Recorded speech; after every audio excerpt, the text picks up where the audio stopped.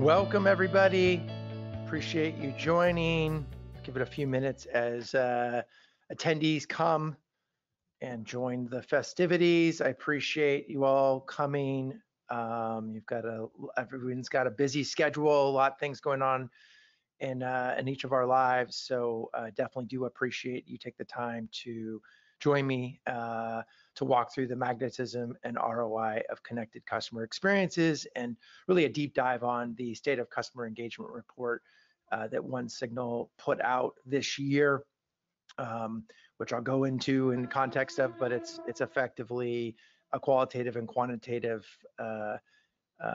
analysis of trillions of messages and hundreds of respondents who work in customer engagement, kind of CRM lifecycle roles, mostly at B2C companies. So on that note, I hope everyone's having a great Wednesday, and it's a wonderful day for you. It's beautiful here in California, coming to you from we're a hybrid company, mostly remote, but we do have a headquarters in downtown San Mateo, California, which is about equidistant between Palo Alto and San Francisco. So for those of you who aren't familiar with the region, it's kind of heart of kind of north of Silicon Valley, but the heart of the Bay Area. So okay, I'm going to get going here pretty quickly. For introduction's sakes, I am Josh Wetzel, Chief Revenue Officer at OneSignal. Been here about 6 years. I have had a long career actually in just kind of all across what I would call kind of customer lifecycle, from user acquisition to user retention and loyalty. I've worked in marketing roles on the B2C side, been in a bunch of B2B roles, and as I mentioned, been here the last 6 years, enabling and working with tremendous brands and companies across the globe. Over 1 million companies use OneSignal. We have customers in over 140 countries. I just got back from a 3-week tour, meeting with customers and doing events in Singapore, Vietnam, Korea, Indonesia. It was an awesome experience to see so many of people use the product and learning from them, quite frankly. So, okay, on that note, I'm going to dig in to the content today. I'm going to start off with what are connected experiences. So this is the essence of the world we live in today. We all now have our life's remote control, which is a smartphone. So if you don't see the visual on the screen, you're listening to this. Consumers now expect and can be communicated through so many different channels. And so businesses must start thinking about and really architect their messaging strategy to be both omni-channel, but also cohesive to that experience. And so the visuals you see here on the screen are an example, a mythical example of someone ordering a pair of shoes, getting an email on that, and then live activity when it's been shipped, so it's in process of being delivered, maybe a push notification on day of delivery, or a reminder to write a review of the product, and then an email that would follow up, maybe giving a review, product's been delivered, and so on. So a connected experience is really what consumers are starting to expect of their products and services, and that's how you're going to build loyalty. And just to reiterate this, so these are some of the data points that came from the survey that I'll talk about, but approximately 36% of companies saw much higher engagement when they used more than one channel to message consumers. And then apps that use onboarding messages have a significantly higher install to purchase conversion rate. So this is an aggregated number across a bunch of different business models, but we see it whether it's selling product in true e-com, or selling in-app purchases in a gaming environment, or subscriptions to content. If you're onboarding your users appropriately and consistently, you're going to maximize retention and conversion of those users. So that's one of the themes in this, by the way. If you're going to take away 2 things from this, one is that a connected experience is expected from consumers, and you need to architect your messaging from that. And 2 is build an onboarding sequence to set off your customer. Every new customer that downloads your app or comes to your website, comes to trial your service, has a great experience, and you're driving them to impact. You're driving them to educate them on the value of your product and service. So those are the two themes. Okay, let me just ground this in an example. So looking at connected experience, Zenni came to us a couple of years ago, and they had a really robust strategy around understanding that the world had shifted, and they really wanted to develop this omni-channel approach. They had been using multiple channels, but not in a cohesive way. So they had SMS over here, they did email over here, and they really came to us and said, hey, can we consolidate, use you as core infrastructure, and really strategize and consult with you to build out the right journeys for consumers, whether they're onboarding initially, whether they're going through a particular time, whether it's leveraging FSA, and so on. By the way, if you don't know Zenni, they're the largest direct-to-consumer online prescription or non-prescription eyeglass company in the US, larger than others you may have heard of, been operating for almost 2 decades. So really robust, large business. And so through that process, we worked with them, and they really understood. And actually, they're one of those companies that kind of has helped us refine this messaging, understand the connected experiences truly do drive consumers today. And the results have been outstanding, much better than I ever even anticipated, quite frankly. And I would love to say that it's all OneSignal, but it really truly is on the back of David Ting, who's their CTO and global general manager, and the broader team at Zenni, who understood this connected experience, understood that they needed to architect a cohesive strategy where each channel they're utilizing into its full potential, and architecting those journeys to onboard users appropriately, drive them to purchase appropriately. And the quote here, we saw a 2x increase in email revenue versus Salesforce Marketing Cloud is something that he says, and I wish it was, I could say it was 100% OneSignal, but really what it was, and you look at the detail, is creating a cohesive messaging experience that incorporates multiple channels, drove significant improvement just in their email list, just in their CRM from those activities. And again, this is, if you're only going to take away 2 things from this, it's omni-channel to have a connected experience. You're touching those consumers in all of the various channels and utilizing the value of those channels, and then really hammer home the onboarding component. So getting people off to success with your product increases retention, longevity of that user, and all sorts of things. So with that, let me get into kind of the powerful learnings from our 2024 State of Customer Engagement Report. So some of the data you've already been seeing in here, but just want to reiterate, make sure that you're seeing it. And by the way, if you have questions, don't hesitate to put them in the chat function. We will answer them in the Q&A session at the end. So don't hesitate. Okay, first, the context on the State of Customer Engagement Report. It was a qualitative and quantitative report. So we had over roughly 700 marketer kind of growth practitioners responding to a survey. And then we analyzed more than 4 trillion messages from the kind of second half end of last year. And this report came out in first quarter of this year. So it's been out like maybe a month or 2 now. So it's pretty comprehensive, and actually there's nothing on the market like it, just because of the volume that OneSignal processes. To give you some context, we're delivering over 12 billion messages a day across over 1 billion, or more than 1 billion devices. So we're seeing over 1 billion consumers. So it's a pretty large sample size. Okay, getting into the meat of this, first and foremost, I really want to stress we call in-app messages the glue.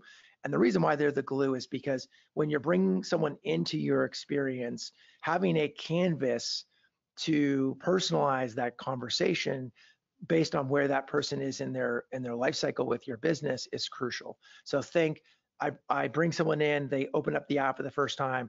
I want to be able to direct them to fill out their profile, fill out information, go take an action that you know is critical in their life cycle with your business. In some cases, link your account to a bank account, fund your account, make a purchase decision, whatever it may be. super critical. And then as that life cycle goes, you can drive them to paywalls or subscriptions, announce new functionality within the product, remind them to opt in to push notifications or to give you their email address or opt in to send text messages. Whatever it may be, these things are really critical to your life cycle with those consumers. So highly recommend using them. And we saw that apps that use in-app messages saw 27% higher user retention rate, which is impressive. Next is email. This is a bugaboo for me. I don't love email. I mean, obviously I use it. It's crucial in all of our day-to-day lives. And its efficacy is definitely on the decline. We see that, but it's still indispensable. And I can't stress this enough. Like email with push, those are your two workhorse channels. Those are critical. They do two different things. One's long form. I'm not going to send a receipt to a text or a push notification, but I will send an email receipt. If I'm sending a long form newsletter, I can't send that through SMS. I can't send that through push. I can send it through direct mail if you do that, but obviously email is a great channel for that. And so in the qualitative study, we saw a really high propensity for email as the second most important channel. And then apps that use email overall, we see higher install to purchase conversion rates. It's basically just another touch point. So very important, email is still there. Live activities. So I suspect some of you on this call, on this webinar, have probably never heard of this, but it's a fast growing evolution of what I think Apple thinks of as push notifications.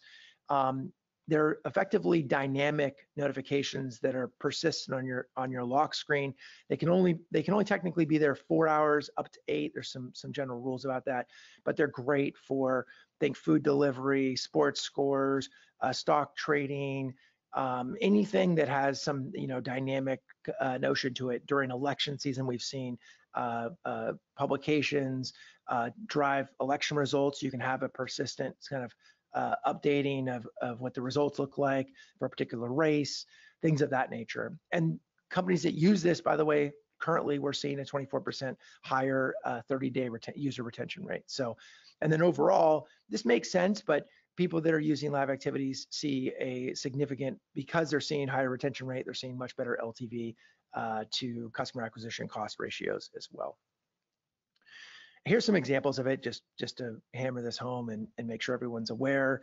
You may have already seen these on your phone. If you have ordered a Grab or an Uber, they both do a really good job with this. Some airlines are doing a very good job with this, letting you know kind of time to boarding your plane, when boarding's going on, when you're in flight.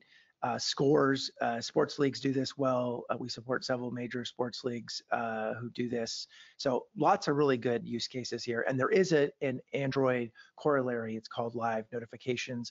It doesn't operate exactly the same, but the principles are very similar, and we can support you in that. So really cool new kind of connected experience messaging channel. And here's another customer example of this. Tap Send enables consumers in a bunch of countries to send money back to other countries. So think currency exchange, money transfer. They've been using OneSignal, omni-channel, really do this onboarding to get funded, get your account set up, and the combination of in-app messages and using multiple channels such as email and push. They've seen tremendous growth last year, and this is just a summary of the case study they did with us. So apps that use journeys have a 14% higher average 30-day retention rate. I'll talk a little bit more about that. It's another data point we saw in the analysis on the quantitative side. Here's an example of a UK-based company, BetMate. They do gaming, kind of mostly in the football space. They architected an omni-channel connected experience, building journeys, and had outstanding results. You can kind of see there an increase in MAU, which is incredible. Increase in new user deposits, a massive increase in spending, so the number of betting that was happening, and then increase in just overall user sessions across their user base. So really good stuff. Just another proof point of why you want to be doing a connected experience, omni-channel messaging, and developing persistent campaigns, which we call journeys. Okay. Optimizations to pursue are critical. I've already touched on this several times in this webinar, and I can't stress it enough, but setting up an onboarding journey, a persistent campaign, so that every user that comes through is crucial. We see it at every level, every industry, every kind of segment. Apps that are using more than one channel and are building onboarding journeys so that's persistent every time have a higher 1, 7, and 30-day retention rate. So just to stress that again, if you're building onboarding and you're using multiple channels, that's how you maximize your retention and loyalty at that initial kind of first phase. And ongoing, we would recommend re-engagement journeys, kind of subscription-based or driving to transaction or action journeys. Doesn't need a ton, but those are the core ones. Here's an example of a customer where they are leveraging in-app messaging to drive education and take specific actions. I think this is very common, and this is kind of a best practice. They're using this in this instance to help fund the account, link an account, make investment, and then actually update them on new product and opportunities to get value with this. In this case, Bitcoin.com is building a Bitcoin credit card, released a Bitcoin credit card built on their platform, and they want people to adopt it. Personalization. Look, this gets thrown around a lot, and personalization can mean many different things to people. What I always say about personalization is start somewhere. We come across customers who are doing pretty basic stuff, and generally, by the way, are just sending out one message to all their users or sending out one email, a newsletter once a month. There's zero personalization. As you can see in the data point here, I won't repeat it, but just doing some personalization and notification drives tremendous higher engagement with that message. Just basic segmentation drives tremendous higher engagement rates. And then using data tags or events or whatever they may be to drive segmentation drives significant higher retention rates as well. So what I would say though, start small, just basic. So if somebody's a very active user, don't send them some basic message. Send them messages that are a little bit more high impact to try to get them to take the next action in their journey with their product. If someone hasn't been back in it recently, don't send them the basic message. Send them something about, hey, we miss you, and maybe some enticement or promotion to bring them back in. And then certainly on onboarding, you want a very nuanced and iterative journey to drive them to value. You don't want to send a brand new user a kind of advanced user type of message. And here's an example of that is a gaming company. They started to do, they went from pretty basic messaging to some specific segmentation and personalization and really done a really tremendous job. And you can see it in the results, tremendous increase in paid user reactivation, increase in click-through rates, and really starting to do messaging around, levels of where they are in the game, and then really personalizing that based on where you are specifically, not just on the level of the game, but how many games you played, how frequent you are, things of that nature. And then localization is a very important part of personalization. Some of your businesses, this won't matter, but many businesses it does. And certainly for a fast casual dining operation like Shake Shack, it really is. And in fact, when I was traveling in Asia, I came across many Shake Shacks and they had some unique menu items.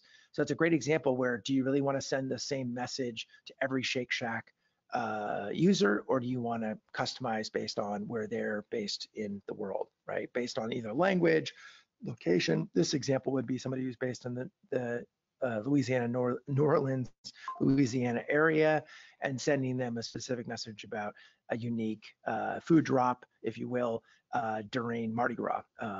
That's a great example. It's going to drive much higher engagement. It's going to be more compelling, and just the response rate and value, loyalty you're going to drive from this is much, much greater.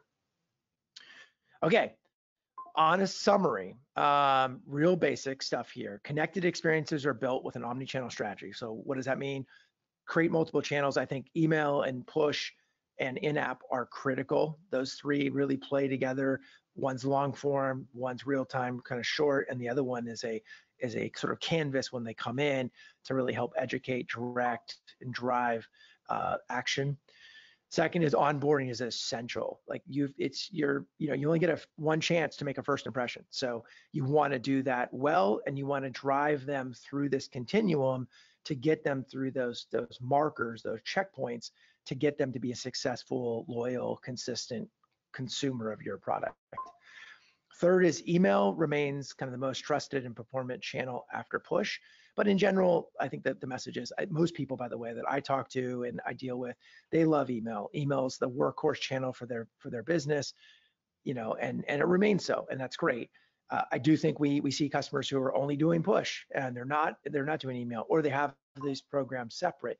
You really need to bring them together, at least for these high leverage critical moments like onboarding users, re-engagement campaigns, or specific campaigns, promotions you may be running. And then fourth, personalization is the key to creating a connected experience that resonates with consumers. So start small, build up. Think about what are the critical points in your user experience that you want to personalize around. Again, it could be taking certain actions. It could be hitting a certain level in a game, taking a certain number of rides in a rideshare world, or ordering a certain amount of orders if you're like a Toast or a Grubhub type of service. So anyhow, lots of good stuff there. Really important to be mindful of that. Lastly, before we get into Q&A, here's a QR code. If you're interested in reading the report, it's much longer and more lengthy. It's got great detail on what you could expect in engagement rates by kind of app category, and by a bunch of different best practices. It incorporates a lot more detail than what I've disclosed here, given that we have a short amount of time together today. But I highly encourage you to download the report. It's free. We don't charge anything. So there's that. Okay, questions to go into.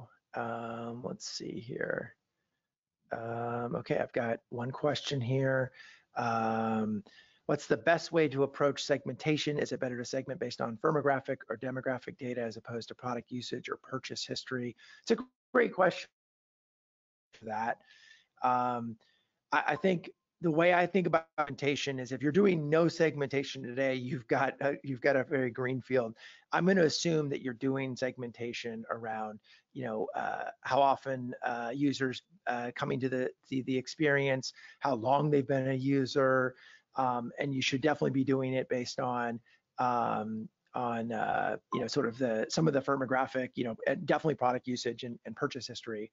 That's a no-brainer. And then I would just look at adding complexity as you roll some of this stuff out. I think what often I find is people try to boil the ocean. They want to do everything in one fell swoop. And what ends up happening is they create too much complexity and sophistication before they even get live. So I think that would be my approach, is that I think you start small, start with product usage, their frequency, and then start thinking about layering on firmographic, demographic information, and things of that nature. But the very basic stuff would be their interactions with their product. So the behaviors that they've taken with your product that are really simple. You get those out of the box, by the way, with services like OneSignal and similar type products. Really basic stuff. You can do it again by frequency, last seen, type of phone or computer they're accessing from, and then layer in, very important to layer in their activity with your service. Again, purchase history, how often they're using the product, things like that. So not to beat a dead horse, but that would be my answer. Let's see, do I have any questions here? Okay, there's a couple more here. You talked about the importance of onboarding. Do you have any recommendations for how many channels a user onboarding campaign should include, and ideal length of time? That's a really good question. The first part of it I kind of addressed already, but I'll just reiterate. I think you definitely want to combine push, email, and in-app. And by the way, part of that onboarding is likely going to be asking them permission for email and push, and potentially even SMS, text, depending on where you are in the world and what's appropriate.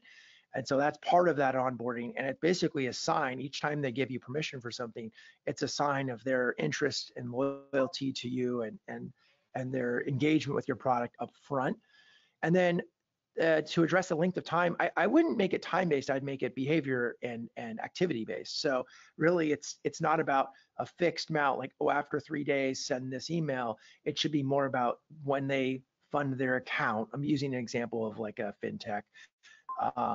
But when they link a bank account, you really go on to the next phase. And when they, it's sort of a creating the message nodes basically based on activity and action versus time. I think for re-engagement campaigns, you can think more about time and making that journey about the length of time. But for onboarding, you really want them to hit these checkpoints. Again, and you only know those checkpoints based on your business, but that's really critical. Okay, we've got a few more minutes here, and I can answer additional questions that people may have. So happy to do that as I have a little bit of coffee here.